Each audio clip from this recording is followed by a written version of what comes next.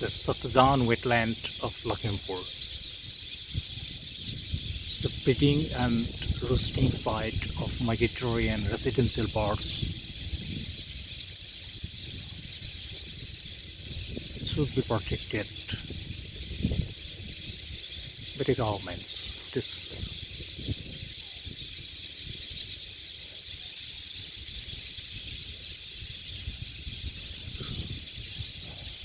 green heritage has been conserving these wetlands since last 20 years, but no effort from the Assam government, forest and environment department.